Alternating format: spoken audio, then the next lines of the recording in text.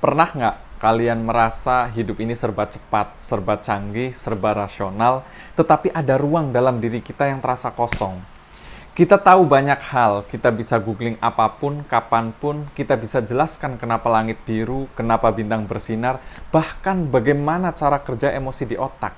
Tetapi ketika ditanya, kenapa saya merasa sendiri, padahal ramai? Atau kenapa saya menangis waktu sholat, padahal lagi nggak sedih? Sains kadang mendadak jadi bisu. Nah, di momen-momen tertentu, saat sujud terakhir atau ketika duduk menatap senja, kita merasakan sesuatu yang dalam. Bukan logika, bukan data, tapi kedamaian, keterhubungan. Nah, pertanyaannya, apakah perasaan spiritual itu cuma efek samping otak yang kebetulan menyala di waktu tertentu? Atau mungkinkah ada sesuatu yang lebih dalam, sesuatu yang bisa dijelaskan tetapi tidak dikerdilkan?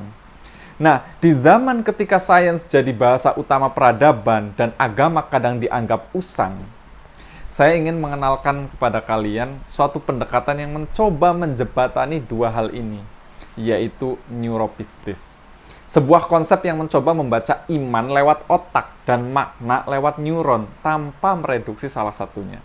Karena selama ini sains dan iman itu dianggap bertentangan, tetapi mungkin teman-teman, sebenarnya itu saling membutuhkan. Istilah neuropistis sendiri itu diciptakan oleh sahabat saya namanya Mikhail Dimas Anugrah, seorang peneliti spiritualitas modern yang saat ini sedang menempuh studi doktoral di Oxford Center for Religion and Public Life di Inggris.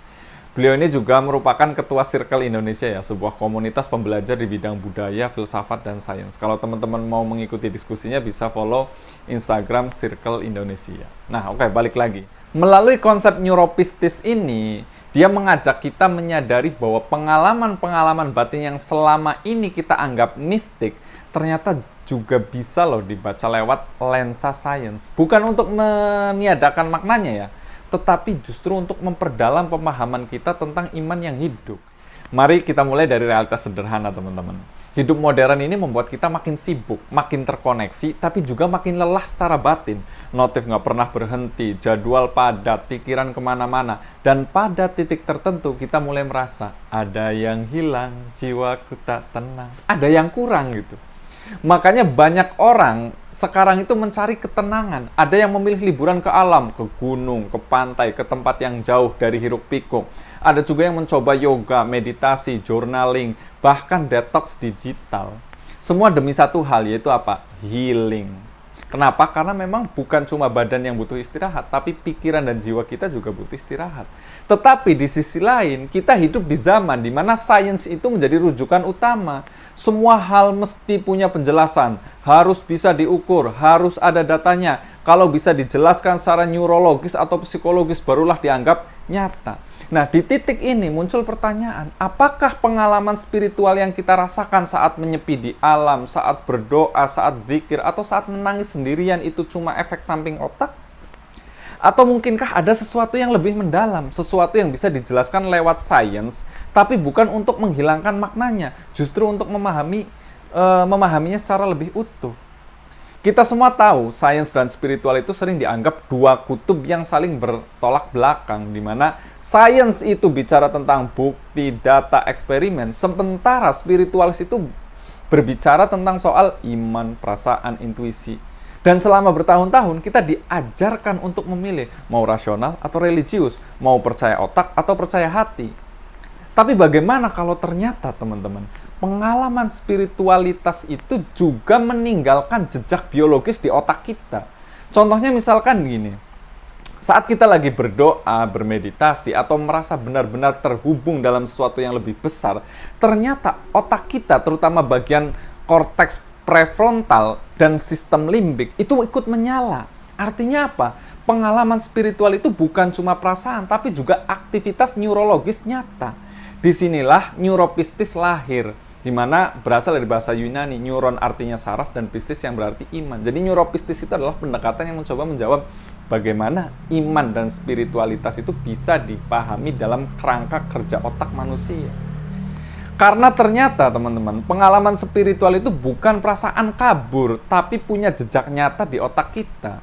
Kayak contoh misalkan penelitian di bidang neuroscience itu menunjukkan ketika seorang berdoa, bermeditasi, atau merasa menyatu dengan semesta, otak itu menunjukkan pola aktivitas tertentu. Misalnya, bagian korteks prefrontal sebagai pusat refleksi atau perenungan itu menunjukkan aktivitas meningkat. Artinya apa? Kita benar-benar sedang memaknai sesuatu secara mendalam. Kemudian aktivitas di lobus parietal yang biasanya menciptakan batas antara diri kita dan dunia luar, itu justru menurun. Jadi efeknya apa? Kita merasa seolah larut dalam sesuatu yang lebih besar. Itulah kenapa saat ibadah atau bahkan saat menangis dalam keheningan, kita bisa merasa sangat damai. Seolah-olah terhubung dengan sesuatu yang tak terlihat, tapi sangat nyata. Dan ini bukan sekedar asumsi. Studi yang pernah dilakukan oleh Newberg dan D'Aquili itu menemukan bahwa pengalaman spiritual ternyata konsisten melibatkan area-area otak yang bisa dipetakan. Bahkan neurotransmitter seperti dopamin, serotonin itu juga ikut aktif dilepaskan sehingga memberi rasa puas, syukur, dan ketenangan. Nah, konsep neuropistis ini tidak berhenti di teori, teman-teman. Dalam prakteknya, pendekatan ini bisa memperkaya berbagai bidang. Misalkan, dalam dunia psikologi, kita mulai melihat terapi-terapi yang mengintegrasikan refleksi spiritual untuk membantu orang pulih dari trauma atau kecemasan.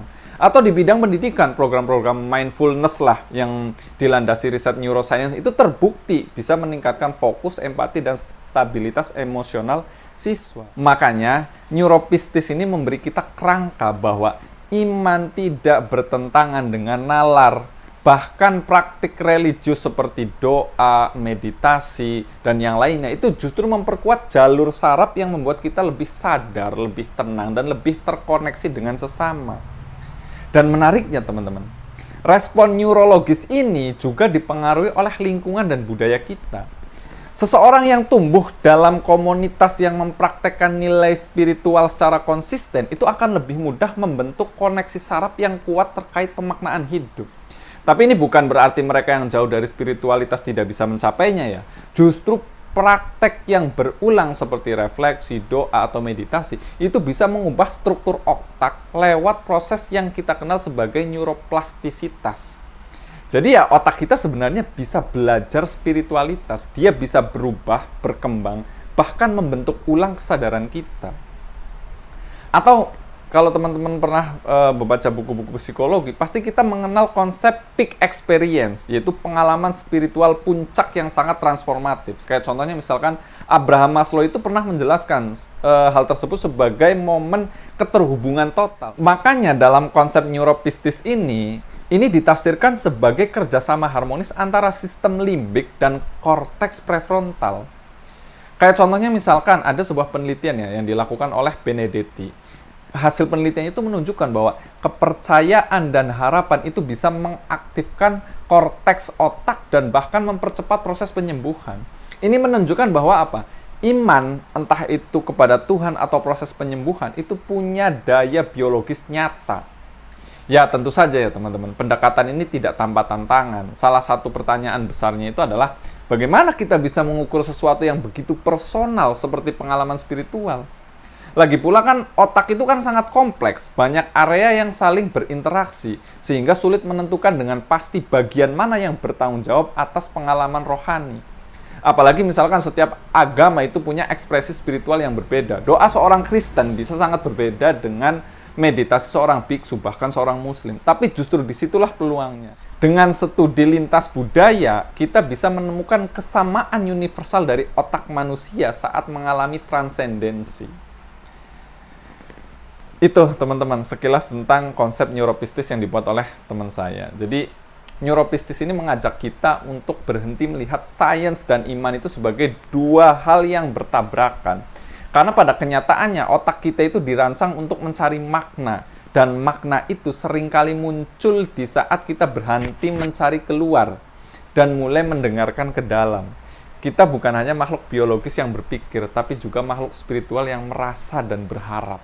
Dengan pendekatan neuropistis ini kita belajar bahwa pengalaman iman bukan sekedar warisan budaya, tapi sebuah proses neurologis yang bisa memperkaya hidup kita secara emosional, sosial, bahkan fisiologis. Jadi, apakah pengalaman spiritual kita itu hanya ilusi, atau mungkin itulah sisi paling otentik dari kemanusiaan kita?